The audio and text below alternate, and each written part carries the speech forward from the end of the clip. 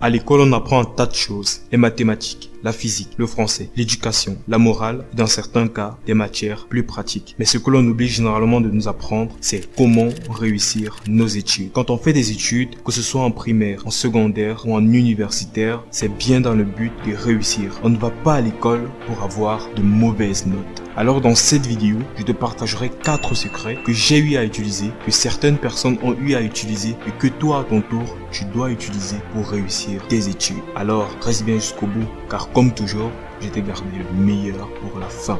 Se faire de bons amis. Ça peut paraître futile comme conseil, mais ça ne l'est pas du tout. Et vous allez comprendre pourquoi. Lorsque vous arrivez dans une école, que ce soit une nouvelle école, une nouvelle salle de classe, ou tout simplement une classe que vous êtes appelé à reprendre, c'est dans l'intention de réussir. Et très souvent, on n'est pas le seul à le vouloir. Nos camarades également le veulent. Alors, il est préférable de s'allier aux personnes qui ont la même vision que nous, afin d'évoluer ensemble. Vous avez probablement entendu cette phrase, qui s'assemble, se ressemble. On s'en rend peut-être pas compte, mais les gens qui nous entourent ont une influence colossale sur nous, nos parents, nos amis, nos camarades, nos professeurs, nos frères et sœurs. Il suffit d'être entouré de personnes flemmardes pour l'être à notre tour.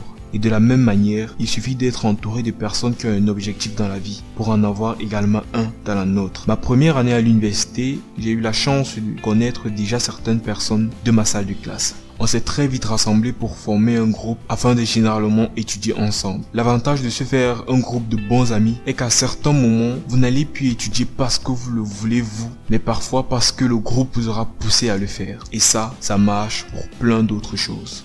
Être discipliné. L'un des meilleurs outils que nous connaissons pour être discipliné, c'est un emploi du temps.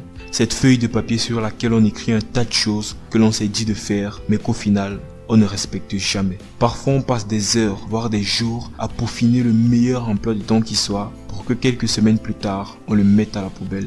Aujourd'hui, je vais vous partager la solution qui va tout changer. Le meilleur moyen d'être discipliné n'est pas d'avoir un emploi de temps, mais tout simplement d'identifier ses objectifs et de travailler chaque jour pour les atteindre. Dans le livre « Réfléchissez et devenez riche » de Napoléon Hill, il est clairement indiqué que le meilleur moyen d'avoir quelque chose dans cette vie, c'est déjà de l'avoir dans notre esprit. Et pour ça, vous n'avez qu'une seule chose à faire, c'est de le désirer au plus profond de vous, rien d'autre. C'est pour ça que je vais vous convier à un exercice simple. Vous allez prendre une feuille de papier et écrire dessus votre objectif. C'est le pourquoi vous faites vos études, pourquoi vous voulez réussir. Ça peut être vos parents, pour être premier de la classe ou pour avoir le métier de vos rêves, n'importe quoi. Écrivez-le sur cette feuille et chaque jour, lisez-la. Lisez votre objectif. Vous allez créer dans votre cerveau ce que l'on appelle un chemin neuronal. En d'autres termes, une habitude. C'est une manière de dire à votre cerveau et à vous-même que votre but est d'atteindre l'objectif que vous avez écrit sur votre feuille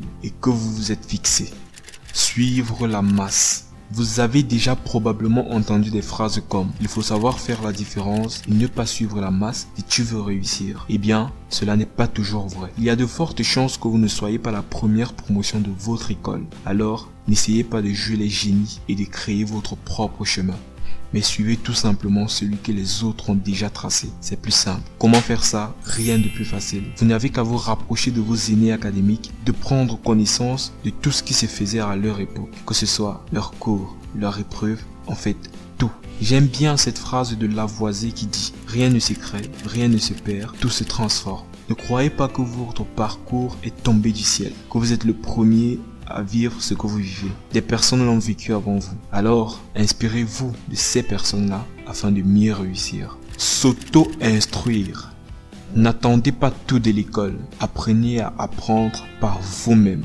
La répétition est la mère des sciences. Ça, vous l'avez probablement aussi entendu quelque part. Peu importe qu'on doive faire un cours en classe, cela n'empêche pas d'y faire des recherches au préalable. Quand vous faites des recherches sur un cours avant de le voir en classe, vous êtes plus ouvert à assimiler plus de choses. C'est comme arriver dans un nouveau quartier ou dans une nouvelle ville. On est attentif aux moindres détails. On regarde tout d'un œil nouveau, on découvre tout. Alors qu'au contraire, lorsqu'on découvre un cours pour la première fois en salle de classe, on est un peu perdu. On a du mal à assimiler.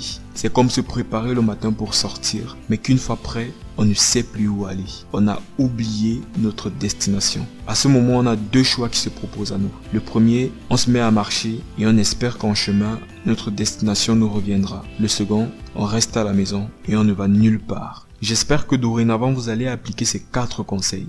C'était Djiring Abguié. Je vous dis à très bientôt pour une prochaine vidéo.